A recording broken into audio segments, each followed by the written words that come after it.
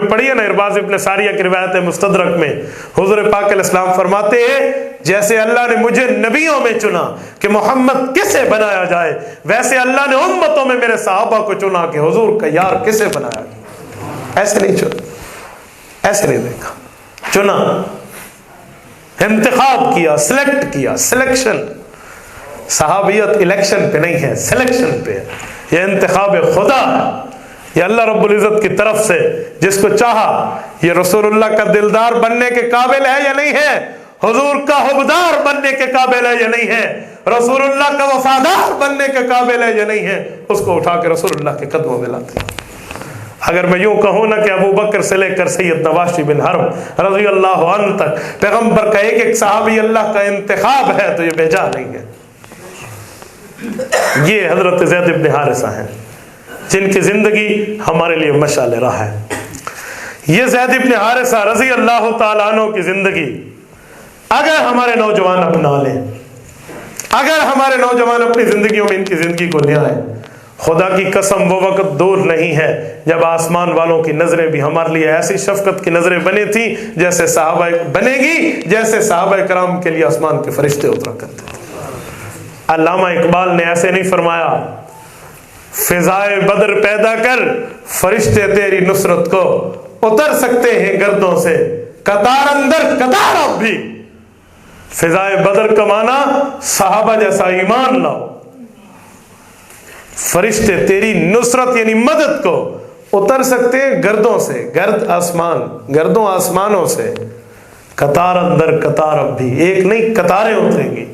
یہ صحابہ جیسا ایمان لائیں۔ ایک صحابی نے بدر کے بعد رسول اللہ کو عرض کیا تھا کہ یا رسول اللہ میں کافر کو قتل کرنے کے لیے گھوڑے کو ایڑ لگائی تو مجھ سے پہلے ایک ابلق گھوڑے والا آگے آیا، سفید لباس والا تھا، اس نے جا کے اس کا سر قلم کر دیا۔ حضور نے فرمایا تسلی رکھ، وہ جبرائیل تھا تیری مدد کے لیے آیا تھا۔ تو صحابہ کرام تو وہ ہیں، ان کی طرز زندگی ہماری زندگی میں ہے۔ خالی صحابہ کا نام لینے سے نجات نہیں ہے جب تک کردار صحابہ اپنی زندگیوں میں نہ آئے۔ خالی صحابہ کے جلسے کر لینے سے نجات نہیں ہے جب تک صحابہ کرام والا ماحول اپنی زندگی کے اندر پیدا نہ کر لیا۔ میں ایک بات کروں پھر آگے چلتا ہوں۔ ایک ولی اللہ کی حکایت لکھی گئی ہے کہ ان کے دل میں خیال پیدا ہوا ہے کاش میں بھی صحابی ہوتا۔ کیوں پیدا ہوئی دل میں یہ خواہش؟ اس بنیاد پہ پیدا ہوئی کہ صحابی ہوتا، حضور کی خدمت کرتا، حضور پاک علیہ الصلوۃ والسلام کے ساتھ اپنی زندگی گزارتا۔ کہتے ہیں میں نے حالت کشف میں یا حالت نیام خواب میں دیکھا اور مجھے اس پر تنبیہ ہوئی کہ یار یہ بات میں نے ٹھیک نہیں کی، یوں مجھے خواہش نہیں کرنی چاہیے تھی۔ وہ کیا؟ میں نے دیکھا ہے رسول خدا صلی اللہ علیہ وسلم ایک سواری پر تشریف فرما ہے، تانگے کی طرح سواری ہے، چڑھائی پہ چڑھ رہی ہے، حضور کے ساتھ صحابہ بیٹھے ہیں اور کہتے ہیں میں بھی ساتھ ہوں۔ چڑھتے چڑھتے چڑھتے سواری اچانک کوئی خرابی آئی اور وہ یکایک نیچے آنے لگی۔ مجھے خطرہ محسوس ہوا رسول اللہ صلی اللہ علیہ وسلم گر نہ جائیں، کوئی تکلیف نہ ہو حضور پاک کی ذات اقدس کو۔ تو میں نے چھلانگ لگائی اور میں بھاگنے گیا، کوئی پتھر، کوئی آڑ تلاش کرنے کے لیے، کوئی لکڑ جو میں ویل اور ٹائر کے نیچے رکھوں اور وہ رک جائے۔ میں نے تلاش کرنے کے بعد ایک موٹا سا پتھر ڈھونڈ لیا اور لے آیا، اور میں نے دیکھا تو سواری رکی ہوئی تھی۔ میں بھی دور تھا تو میں نے کہا اچھا یہ رسول اللہ کا معجزہ ظاہر ہوا ہوگا، اس لیے سواری رک گئی، حضور کو تکلیف نہیں ہوئی۔ کہتے ہیں جب میں قریب آیا تو مجھے اس نادانی کا جواب ملا کہ وہ جو صحابی رسول اللہ کے ہم رکاب اور ساتھ بیٹھے تھے انہوں نے خود نیچے اتر کے اپنی جان کو آڑ بنا کے حضور کی سواری روک لی تھی۔ اور مجھے احساس ہو گیا کہ اے کاش اللہ کے بندے تو کیا کہہ بیٹھا، تو اس وقت ہوتا تو پتھر ڈھونڈنے جاتا، صحابی خود اس جگہ لیٹ گیا ہے۔ صحابہ میں نے جو شعر پڑھا ہے نا جوش کی بنیاد پہ نہیں پڑھا، کہ اسلام کی عظمت کے مینارے ہیں صحابہ، یہ کسی جوش جذبے پہ نہیں، دلیل کی بنیاد پہ پڑھا ہے۔ مینارہ مسجد کا ہے، مسجد کا مینار دیکھ کے مسجد کی سمجھ آتی ہے، اگر مینار دیکھیں گے دور سے مسجد پتہ چل جائے گی یہ مسجد ہے۔ صحابہ اسلام کی عظمت کے مینارے ہیں، مانا صحابہ کو دیکھیں گے تو اسلام سمجھ آئے گا۔ رسول اللہ صلی اللہ علیہ وسلم فرماتے ہیں میرے صحابہ اور میرے اہل بیت، ان دونوں کی مثال یوں ہے، میرے صحابہ کی مثال ستاروں جیسی، میرے اہل بیت کی مثال کشتی جیسی۔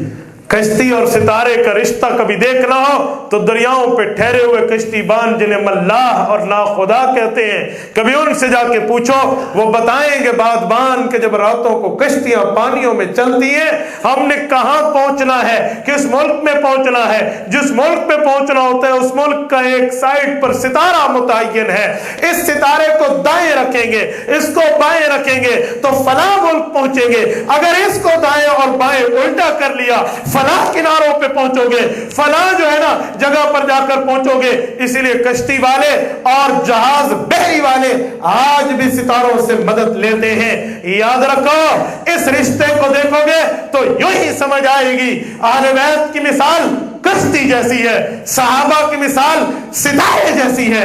اہل بیت کی کشتی میں بیٹھو، محبت اہل بیت اپنے دل میں بٹھاؤ، لیکن صحابہ سے ڈکٹیشن لو، صحابہ کرام سے دین کی تشریح لو، صحابہ کرام کے اعمال کے مطابق، صحابہ کے فرمان کے مطابق اپنی زندگیوں کو ڈھالو، ورنہ اہل بیت کی کشتی میں بیٹھ کے ستارے صحابہ سے آنکھیں بند کر لی تو کشتی پار نہیں لگ سکتی۔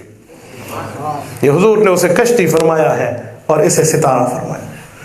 میں صحابہ کے بعد اہل بیت کی ایک شخصیت کی بات کرنے لگا ہوں، حضرت ام حبیبہ۔ یہ بھی تو اہل بیت ہے نا،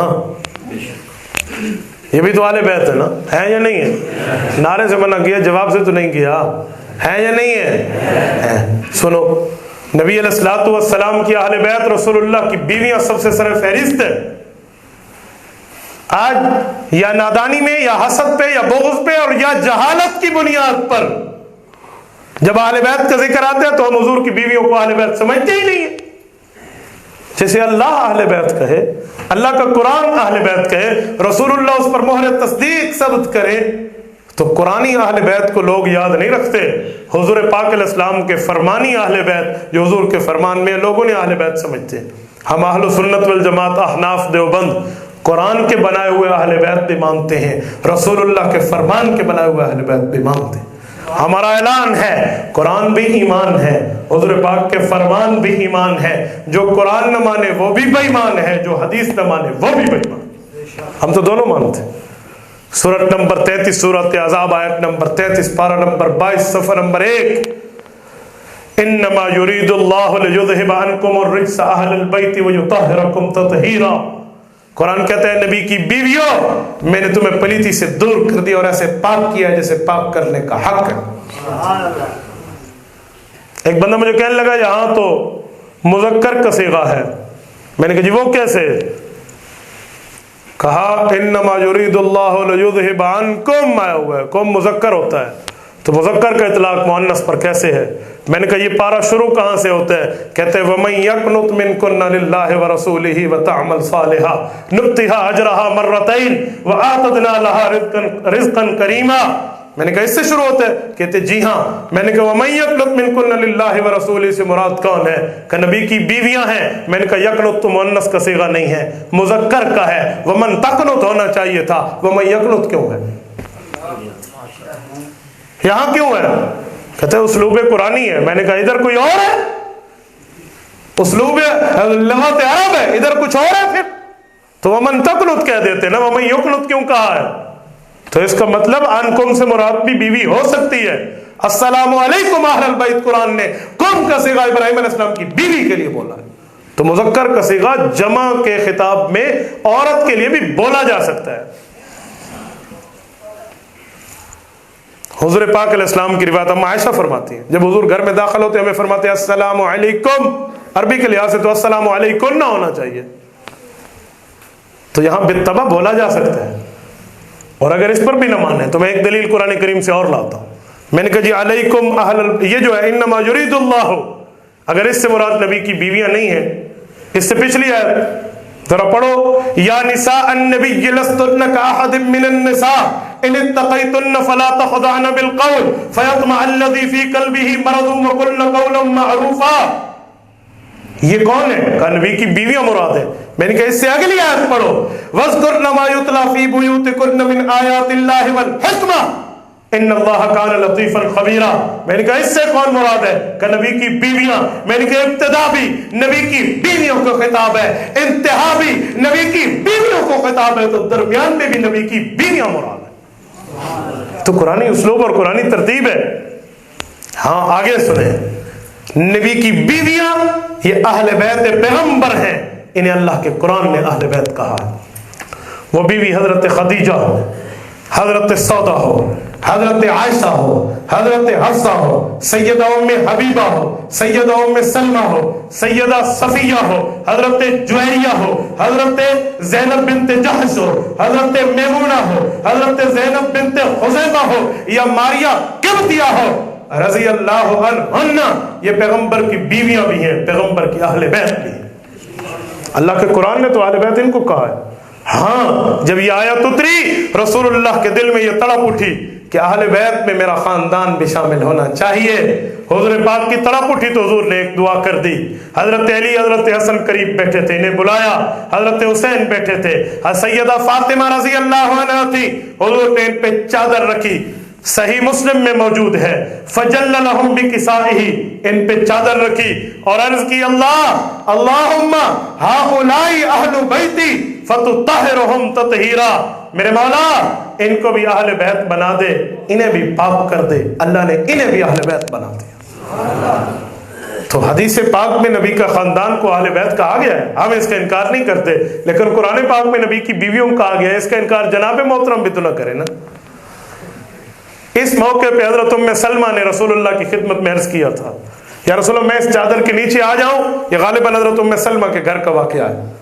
तो हुज़ूर पाक अलैहिस्सलाम ने फरमाया अंती अला मकानिक अंती अला खैर, तू तो अपनी जगह बेहतर अहले बैत बन चुकी है, कुरान से इनको शामिल करने दे। देवबंद वाले अहल सुन्नत वल जमात खुशकिस्मत मुबारक मुकद्दस अकीदा और नजरिया रखते हैं, नबी की बीवियों को अहले बैत मानते हैं। दलील अल्लाह के कुरान में है, नबी के खानदान को, औलाद और नवासों को, हुज़ूर पाक अलैहिस्सलाम की औलाद और दामादों को अहले बैत मानते हैं। दलील रसूलुल्लाह के फरमान में है, कुरान भी ईमान है, फरमान भी ईमान।